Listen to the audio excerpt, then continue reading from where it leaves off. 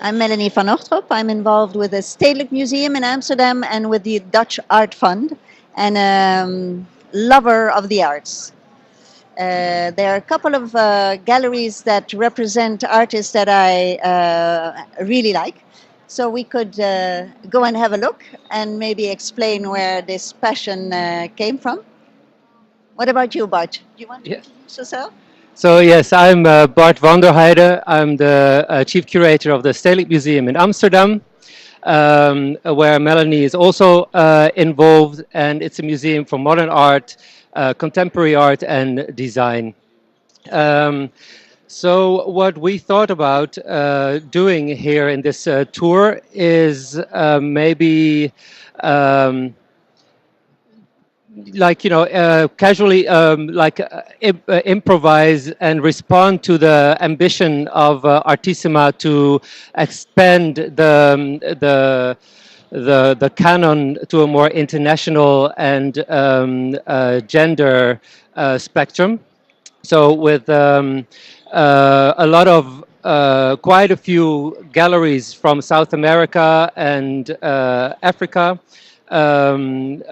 artists from the same continents, and as well female artists, and we thought that's why we selected the galleries in that field. Yeah. What do you look for when you're visiting an art fair? Like, what do you do? Is it something, are you always very specifically looking for things, or? Never looking for things, always hoping to be touched by something, and it could be anything. There's no specific era, no specific material or whatever. It just has to touch me somewhere, one way or the other.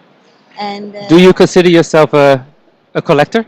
Not at all, not at all. But before preparing this talk, I realized that there are certain areas that I've been collecting lately, which have to do with Africa and African artists. And it's interesting because a lot of these works are about post-colonial situations and the lives these artists have lived over the past years.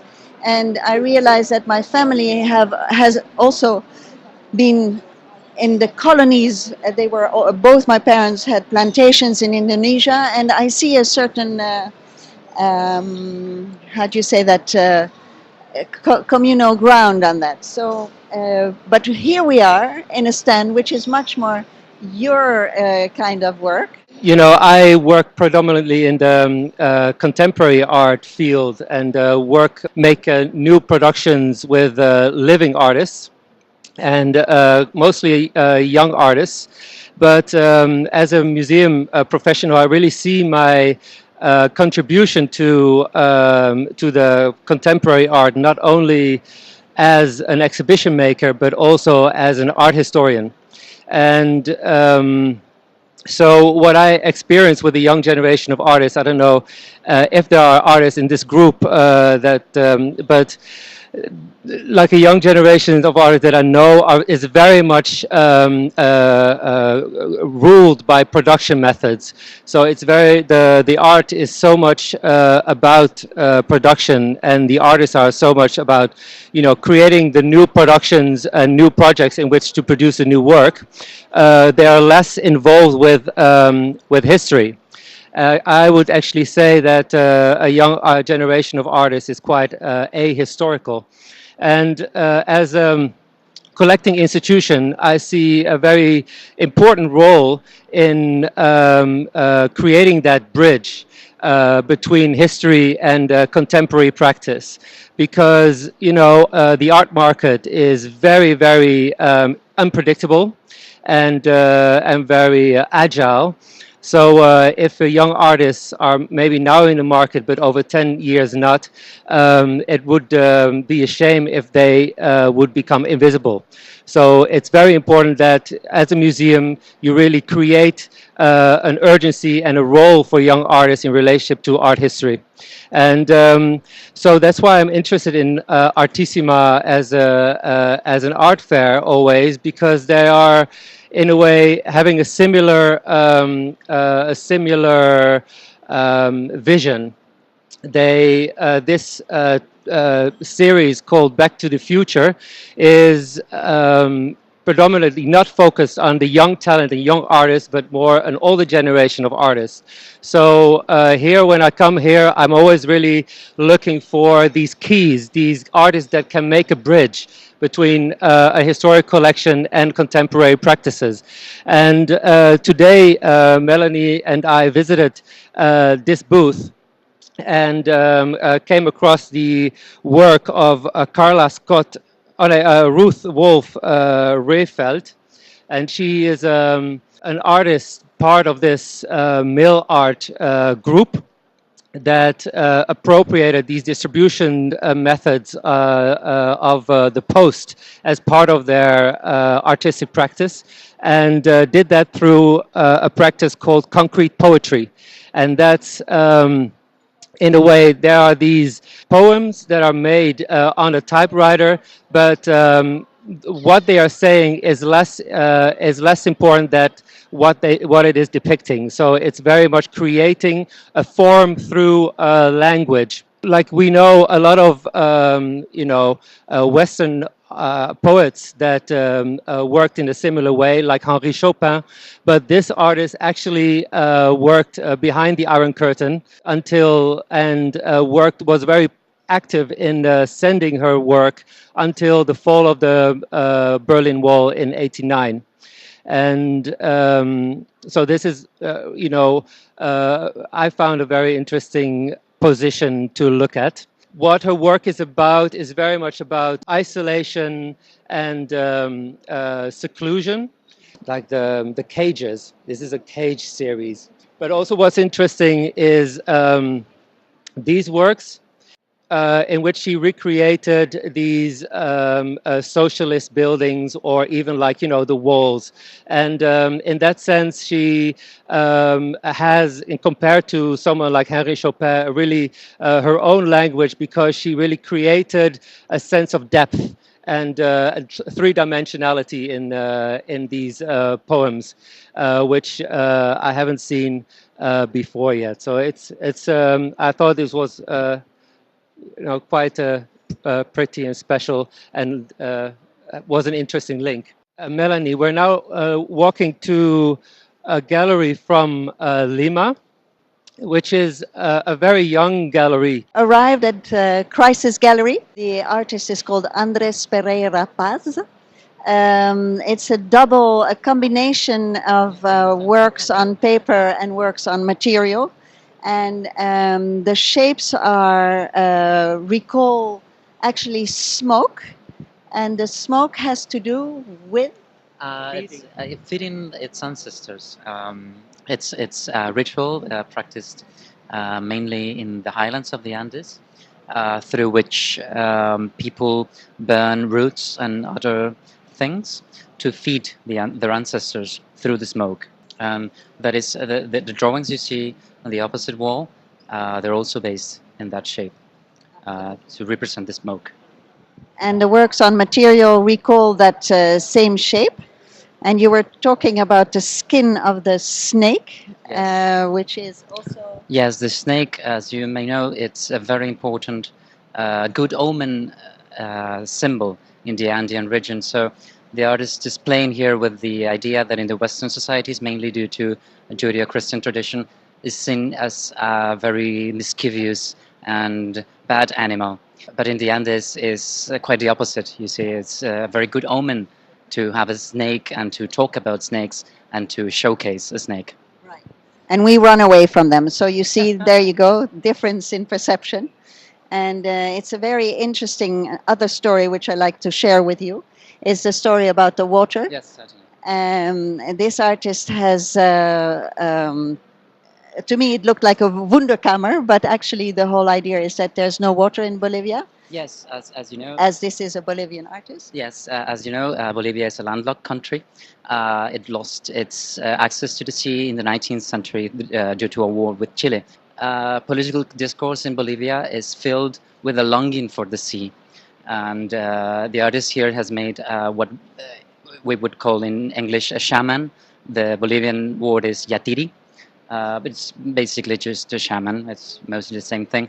But he has used applications that have to do with the ocean. So he has used shellfish and so on to make a yatiri, but an oceanic yatiri. Maybe you are this. You say this is the second international art fair you are attending. So you're a very young gallery. Yes. Maybe it's also quite what I think everyone would like to ask you is, what made you start the gallery in Lima, and how is it? How is the art world or the art market in Lima, or the artists, the network? Well, it's a very up and coming art market in Lima. It's very young. It really began. Contemporary art market started growing since the 2000s. There has been a couple of galleries that have made a very important job in internationalizing Peruvian art. But as these galleries have grown, they have left a gap for emerging artists in Lima. So we have meant to fill this gap, especially with young women, which we mainly represent at the gallery. And well, the idea to come here to this fair in Italy is that we have the mission to professionalize and internationalize the careers of our artists. So that's our point. Yeah. And would you, as a last question, is there like could you describe like a style of this young generation of artists, that what they're interested in? Yes, certainly. But we have a couple of artists that are working lots with ceramics, which, as you know, has a big, ancient, and very important tradition in Peru. But they're obviously giving it a contemporary take on it. And they're also trying to blur the lines between fine arts and artisany. And they play with that in a very sneaky way. Yeah. Great. Thank you so much. Thank you. And good luck. Thanks. Yeah. I wanted to take you to Lia Ruma, who has work by William Kentridge. That's the first African artist I was confronted with. He comes from a family of activists who were very anti-apartheid, and he made his first works on ledgers of people who had been imprisoned during the anti-apartheid time. But as time is running out, we're running to Primo Marella, a gallery from Milan, who also has African artists, and one of them works with a material, Abdoulaye Konaté.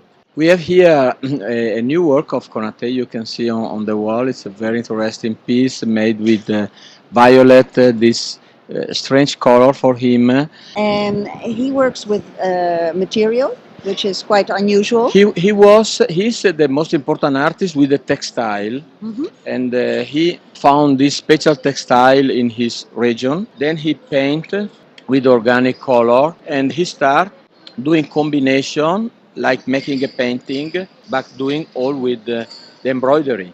Yeah, but when we think of the gris-gris we have, it also has to do with traditions and beliefs in the country. Of course, everything starts from there.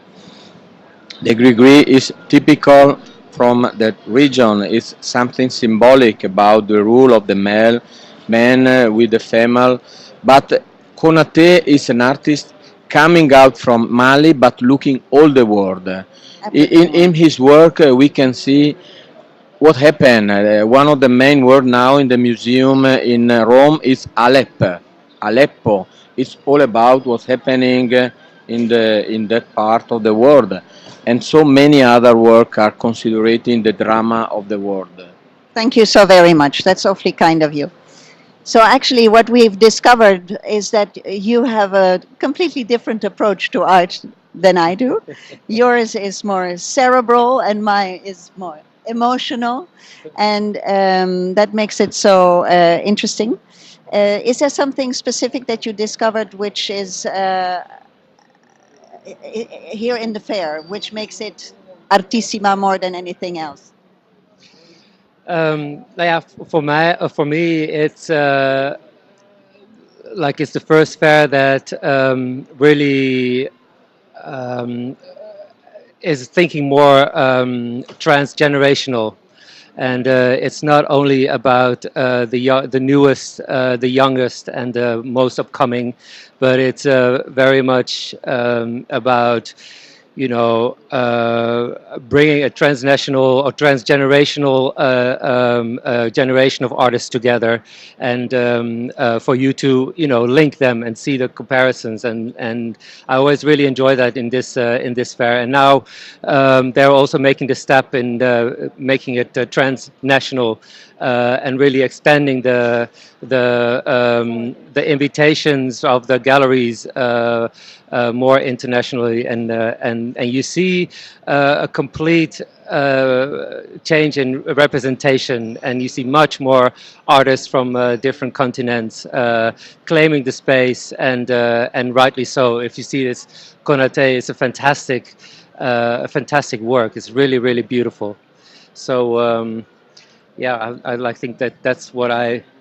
For the rest, I need to see the fair more properly. Well, apparently, I was told that the work of William Kentridge is still not international enough.